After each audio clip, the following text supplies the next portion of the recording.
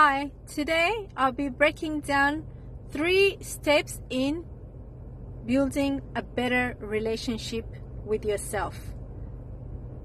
Having an authentic, comforting relationship with yourself is very important. It's always been important and is more important than ever in this time that we're living in a time of instant validation, in a time of a lot of fake friendships, in a time of materialism.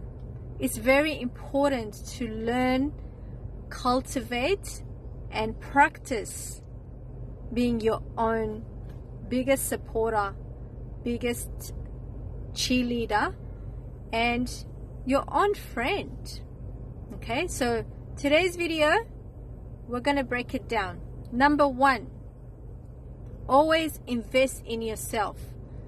Investing in yourself means being intentional about the energy that you spend doing things for others, and being intentional about doing things for yourself, which give you joy, which give you comfort, which refresh you, which make you happy.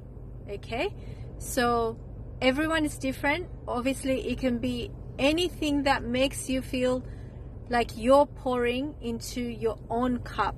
Okay, whether it be working out, going to therapy, treating yourself to new clothes, doing anything that gives you joy and takes you into a zone.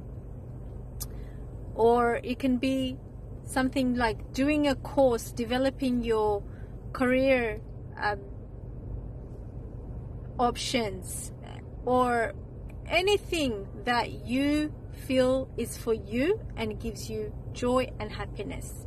So investing in yourself also means investing in people who are investing in you. Okay, so it's important to take a really good look around the people around you and analyze the energy exchange. Are you giving too much? Are you doing too much? Are you always the one initiating to catch up? Are you the one always celebrating milestones and always reaching out?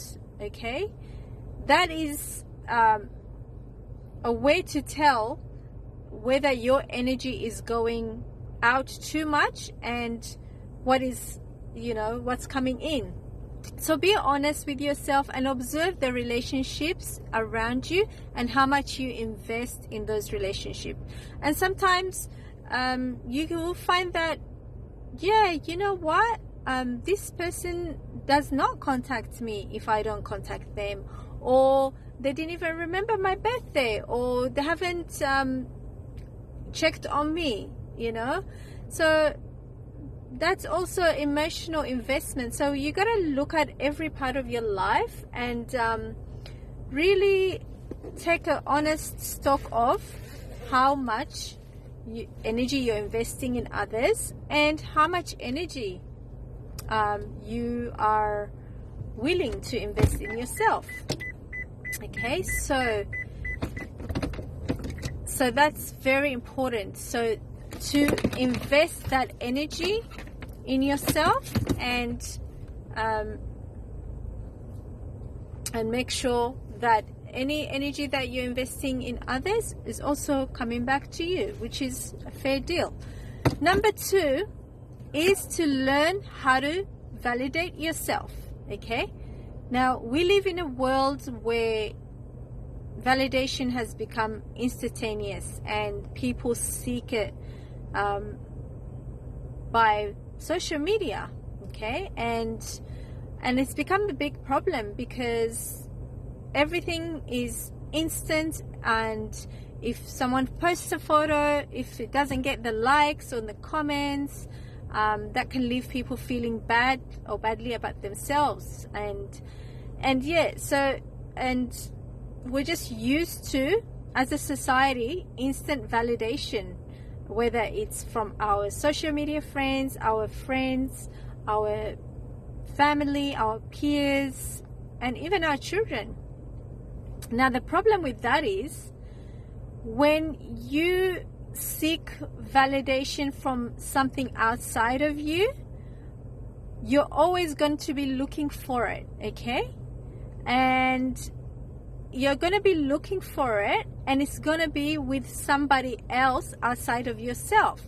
So sometimes you might get that validation, and sometimes you may not, and you have no control of that, okay? So what we want to do is we want to learn how to self-validate, okay? So this means how to give yourself whatever it is that you're looking for someone else to say to you. An example would be for someone to say to you, "Oh, George, you're such a great friend. You helped me with this, and the other. Oh, you're such a good parent. You're such a good worker. You're such a good daughter. You're such a good," fill in the blanks, okay? So whatever it is that we are looking for someone to say, we need to start saying it to ourselves, okay? And not in a way of being a big head or being up yourself or in an egotistical way. It's more of actually acknowledging the good things about yourself, and it's actually an ability to stop and recognize something that you've done that's good, and simply saying it to yourself, "I am proud of you. That's a good job." Internally will give you the satisfaction within yourself, so then you don't have to go out there and seek validation, okay? And I'm very familiar with this because I grew up as a people pleaser, okay? So in my family of origin, to be praised by your family and your friends when you do things, when you get things right, to be verbally praised and given thanks was a huge thing. So in our family, we were conditioned to have external validation, and that came through the way of praising and recognizing and affirming when you're doing the right things, okay?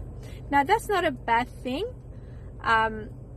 within a certain extent, but what I'm saying here is we all need to find a way to recognize the goodness that we have and the things that we do, and we need to let ourselves know that we are worthy, and we see ourselves and we see our good qualities, and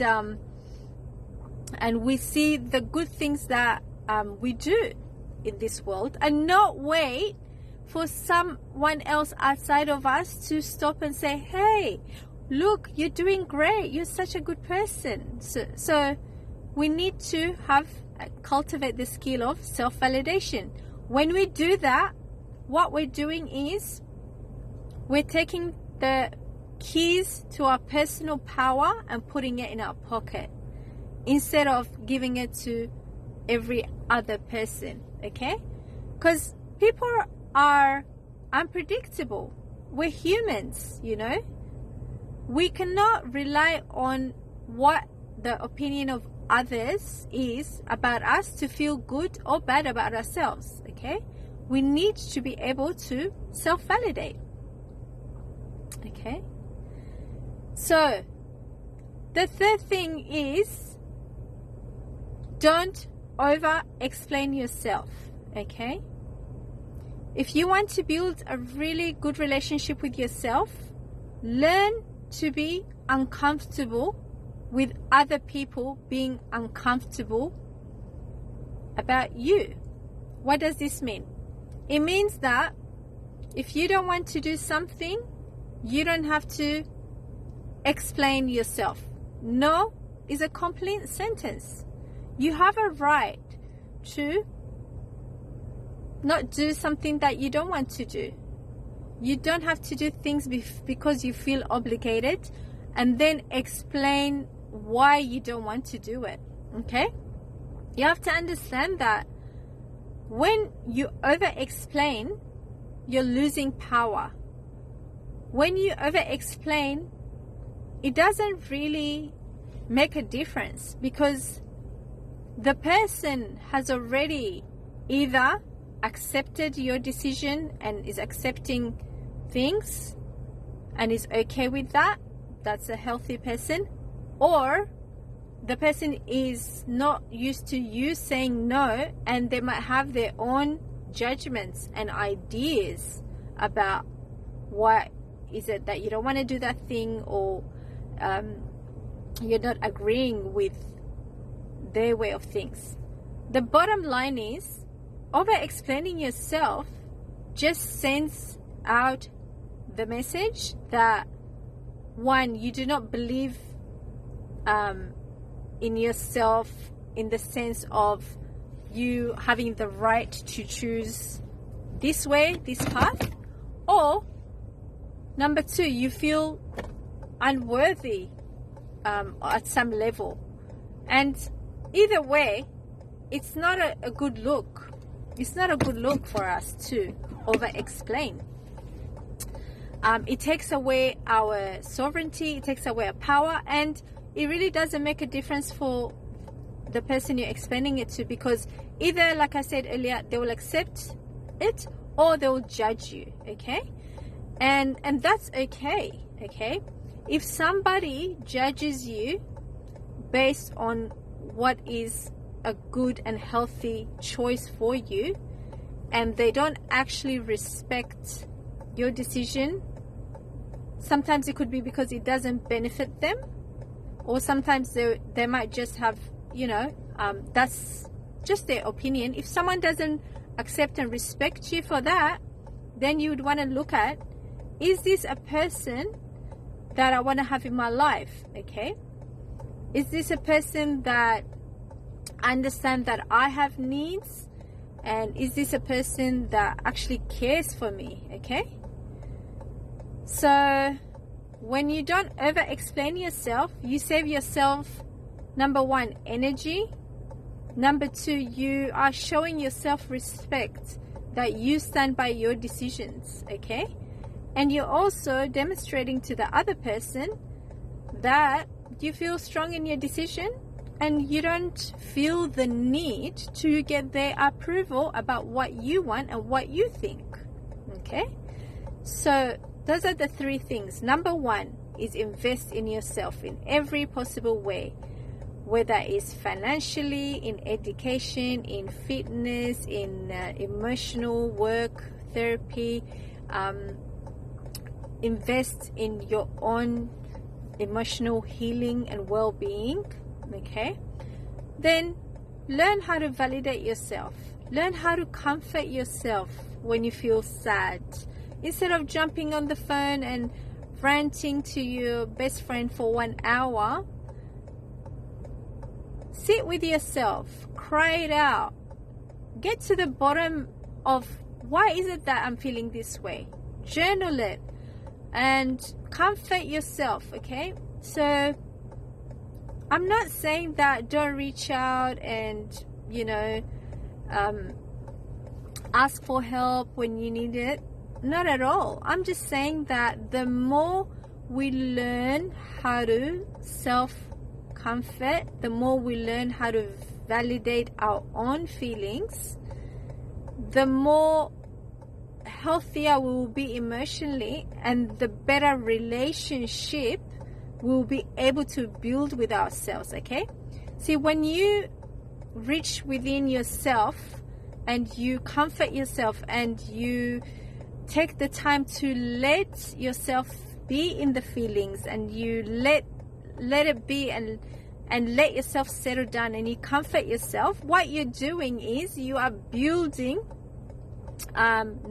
neural networks in your brain that is actually going to get stronger over time. So you'll find that in another time when you have a similar issue, you'll find that it will be easier to be there for yourself. It will be easier to comfort yourself. it will be easier to validate yourself, and you find yourself less and less seeking the validation and the comfort of others, okay? And lastly, when you stop over explaining yourself, you'll find that you have more energy, you'll have more respect for yourself, you'll have more boundaries, and you'll be able to be in a position to really respect the decisions that you make, because you know when you make that decision or those decisions, they will be based on something that you want to do, somewhere you want to go, someone you want to be friends with, rather than feeling you're doing things out of obligation, out of guilt, out of shame.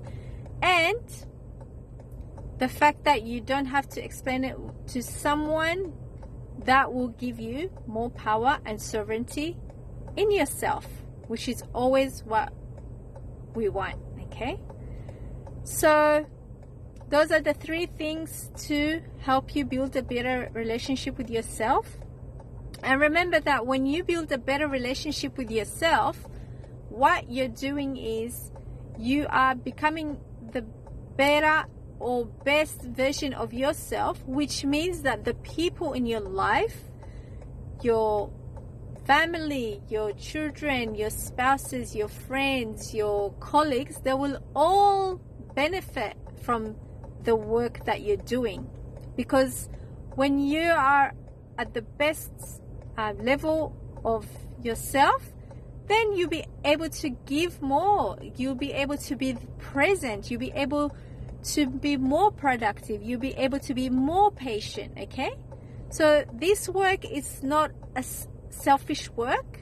This work is actually selfless, because you are preserving and cultivating and pouring into yourself so you can be the best version of yourself, and that will translate on how you actually show up in this world. So I hope that you've gotten some value out of this, and we all need this reminder every day. And I hope that you can practice this and cheer yourself on to validate yourself, to invest in yourself, and to stop over explaining. I will talk with you soon. Take care.